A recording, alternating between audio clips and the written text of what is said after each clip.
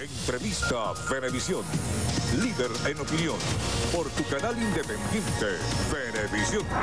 Muchísimas gracias por acompañarnos como siempre en Entrevista Venevisión. Ya estamos listos para iniciar nuestra conversación con el invitado del día de hoy. Él es Adán Celis, presidente de Conindustria. Gracias por estar con nosotros en Entrevista Venevisión. Andrina, muchas gracias por la invitación. Para mí es un honor estar aquí en esta casa, en este medio de comunicación tan importante y fundamental para Venezuela.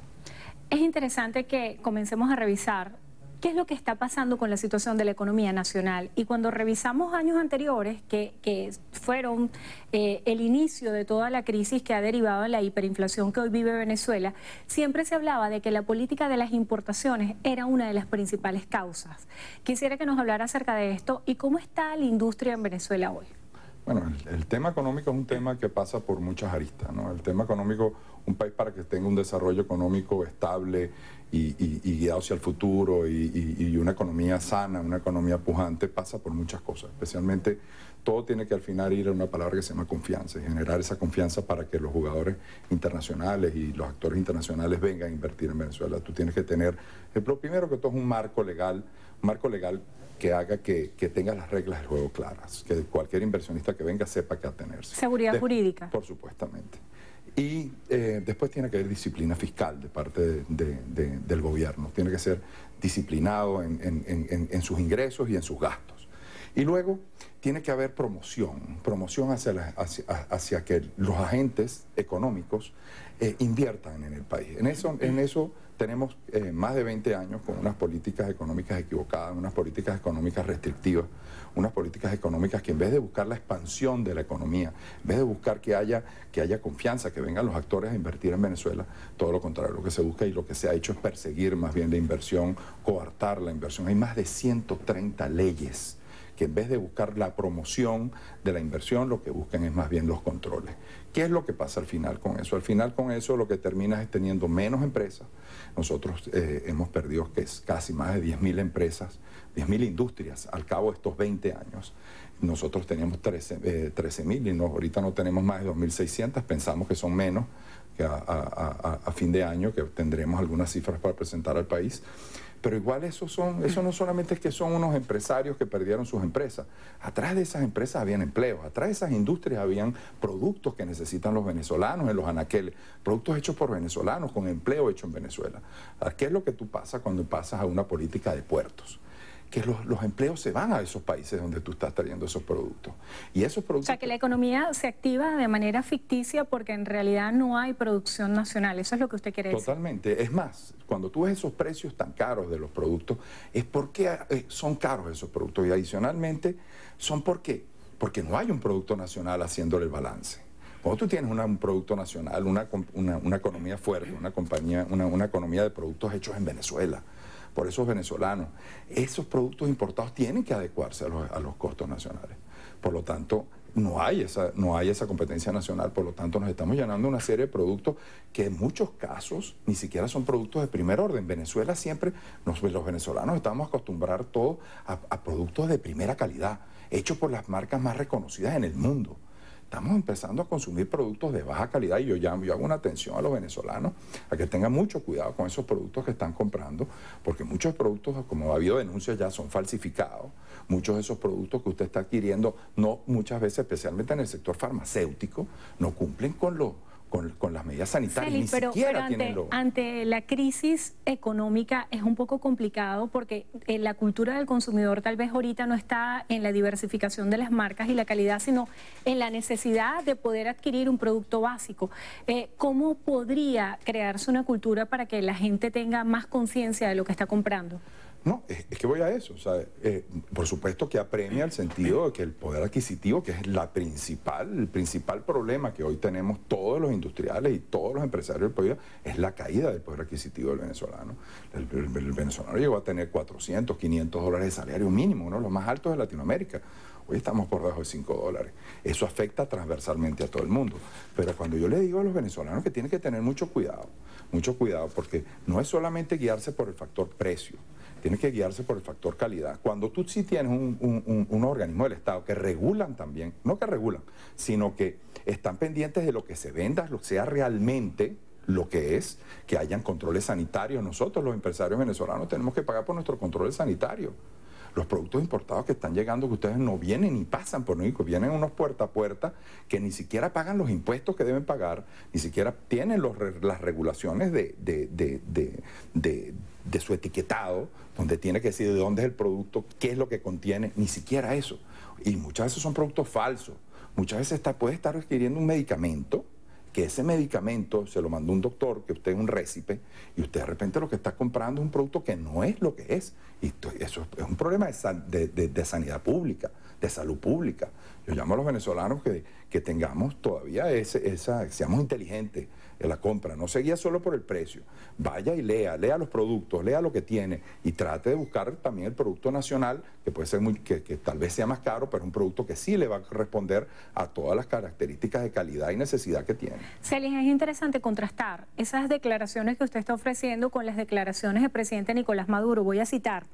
Él expuso que todos los indicadores marcan que el 2020 será el año del reinicio del crecimiento económico del país. ¿Qué piensa usted de esta afirmación? Yo creo que deseos no empreñan, como dicen por ahí, ¿no? Lo que hay es que ver la realidad económica del país nos está indicando otra cosa. Estamos más bien yendo, yo creo, un 10% más, a una caída del PIB del 10%, y si lo sumamos a casi 50% que tenemos en los 3 últimos años, eso nada más ha ocurrido, Andrina, en economías que han pasado por guerra, caídas del 50, 60% del Producto Interno Bruto. Solamente en economías que han pasado por una guerra, tú ves eso.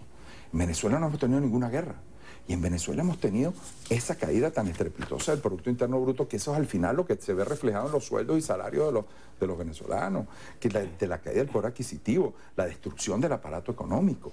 Eso es lo que está afectando al país. También quiero citar algo que me pasó el equipo de producción, y es una declaración de Luis Olivero, economista, que él dice que si ocurriera en Venezuela una reactivación económica, de manera inminente todo el país se quedaría sin electricidad. ¿Cómo hacer que el tema de la infraestructura soporte una reactivación económica a nivel industrial?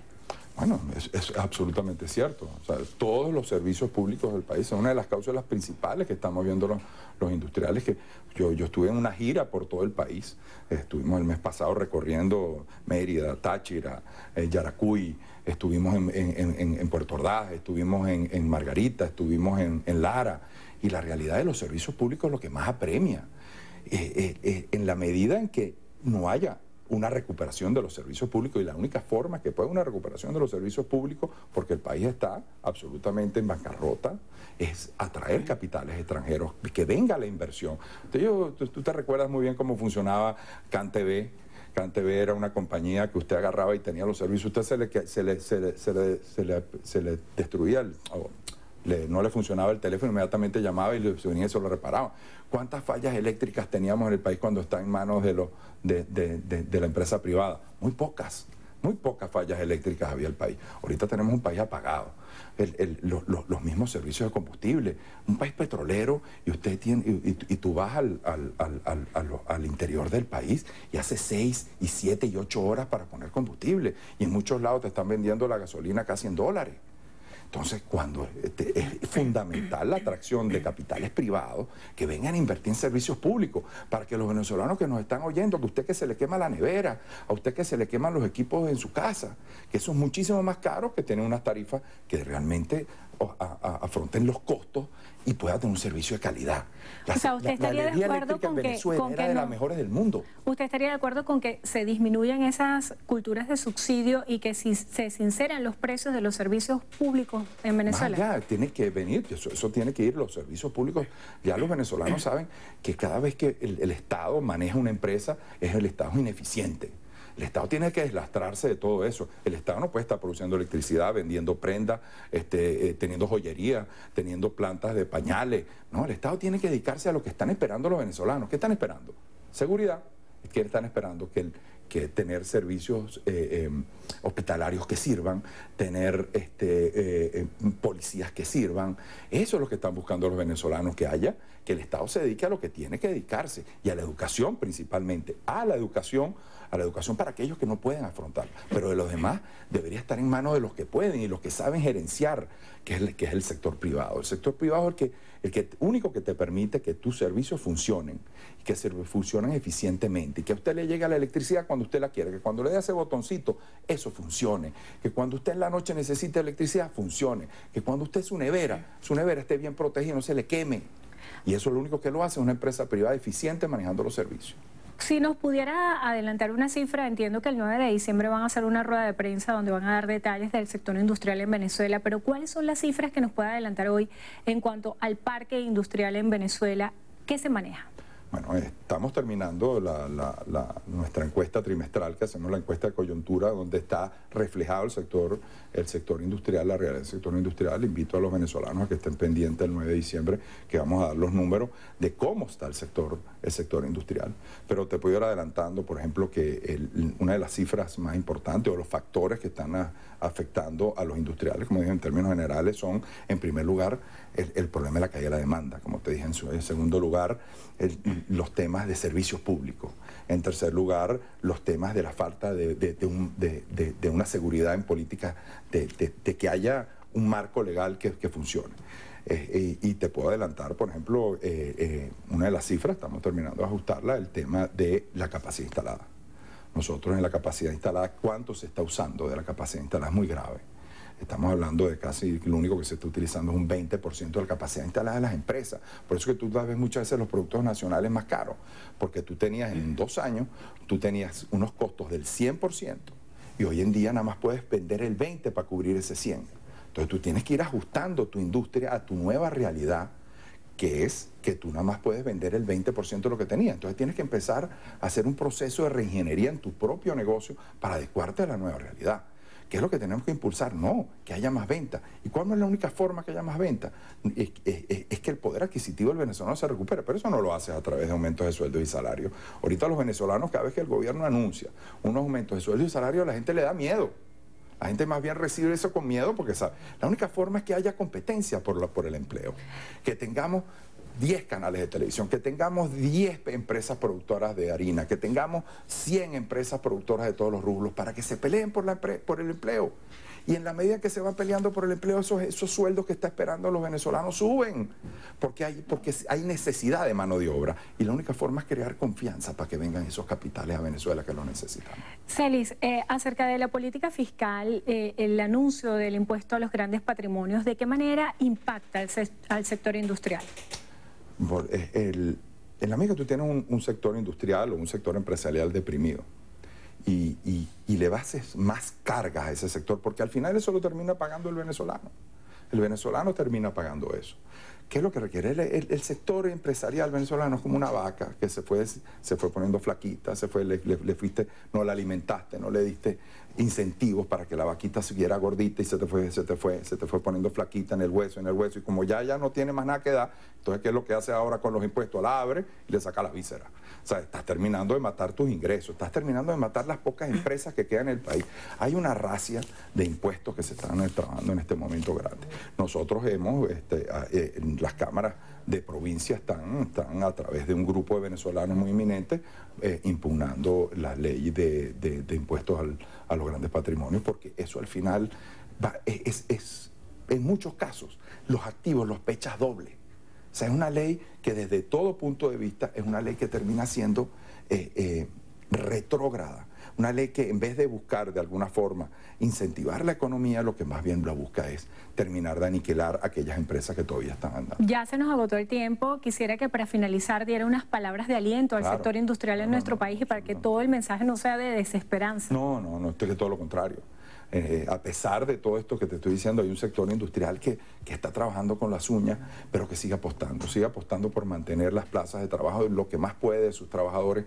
Muchas empresas en muchos sectores están trabajando a pérdida y ahí siguen confiando en el país, siguen confiando en esa Venezuela diferente, en esa Venezuela que tiene que pasar por unos cambios, que tiene que venir unos cambios, que estamos confiados y hay que apostar. Yo llamo a la gente a no desesperarse porque al final las cosas llegan y van a llegar y Venezuela, yo le aseguro, va a brillar y vamos a volver a tener muchas empresas y vamos a volver a tener mucha producción y van a haber muchos empleos y esos venezolanos que se fueron, yo le apuesto que van a regresar a esa Venezuela nueva y como siempre yo digo, yo termino diciendo, nosotros los empresarios empresarios, nosotros los industriales no tenemos plan B.